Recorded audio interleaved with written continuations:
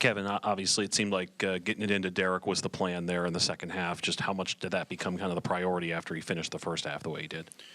Just give Minnesota credit. I thought they were physical and were really making it difficult to get the ball inside. And sometimes you just got to be nice and simple and get two of your best players in a two-man game. And they were really trying to get the ball out of Ja'Kobi's hands. And so it was just a little bit more of pick and pop and let Derik kind of create from that elbow area where he's really good. And with the way Ja'Kobi kind of handled things patience-wise, I mean, just how important was that for you guys to be able to create the separation? I think he's making strides. Again,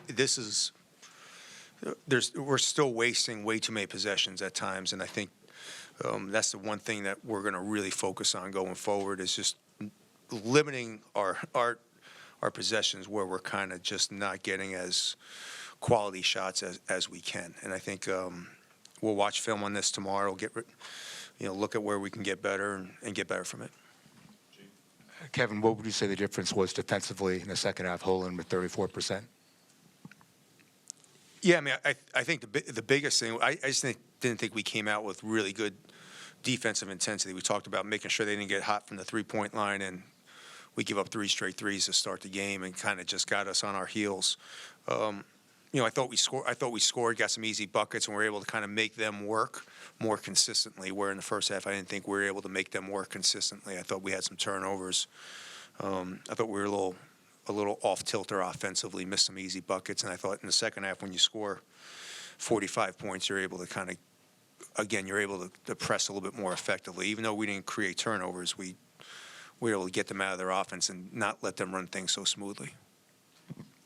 They did commit 16 turnovers. It was season high for them. One game after UCLA does 21. I mean, what do you see from that and perspective in terms of getting turnovers? Well, I think, again, in the first half, I just didn't think we were disruptive enough. And sometimes you're not going to be able to just run and trap and be a full.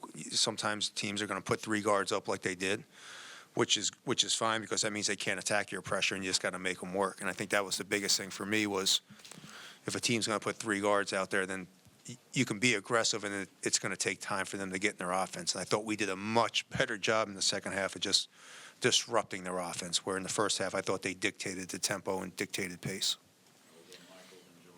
Coach, you're known as a defensive team. Was there more emphasis to perfect the three-point shot, or did you prefer to go into the post when during the game? What type of adjustments did you make? Yeah, I think, we always like to throw it in the Jew. And I give Parker Fox a lot of credit. I thought he really did a good job battling Julian. Derik's not a mismatch on Garcia. Garcia is a fifth-year kid who's been in this league and knows how to play. So really, we kind of just adjusted from trying to pound it inside to really more pick-and-roll options, making them defend on the pick-and-roll.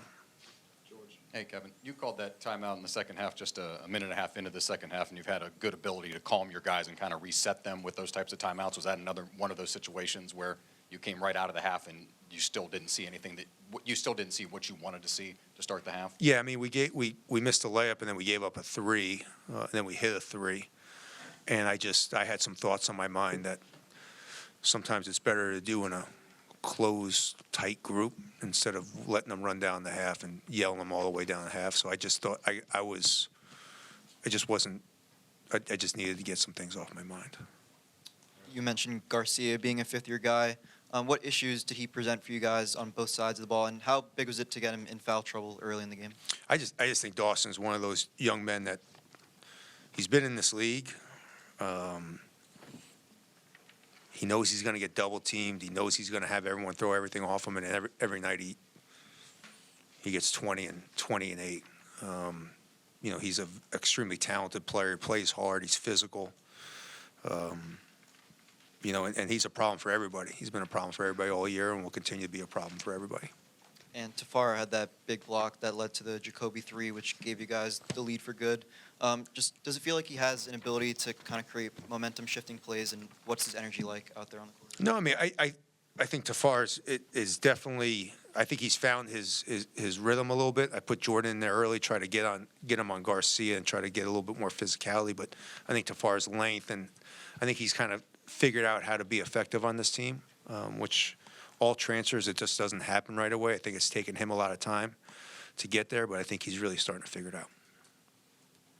Coach, you talk about Dawson Garcia being that fifth-year guy. How important is it for Derik Queen, being a freshman, to go up against these type of guys, these veterans, just to learn more each and every game? Yeah, I think Derik, he wasn't happy with the way he played at UCLA, and I think he kind of came out with a little bit more focus and a little bit more energy on the offensive end, which I think sometimes the game comes so easy to him sometimes on the offensive end that it gets a little, I would say, lackadaisical. And I thought he came out tonight with a very, very good positive energy that he was going to be aggressive, and you get 27 and 7 against a fifth-year guy. You're playing pretty good. Kevin, Rodney gave you 21 this evening, including 5 free throws in the final 30 seconds. Just how encouraging was it to get such play from him making those? Yeah, Rod's coming off he had a shin bruise before the UCLA game that kind of hindered him in the UCLA game, but Rodney's been extremely consistent. Not only offensively but defensively, Rodney's been great.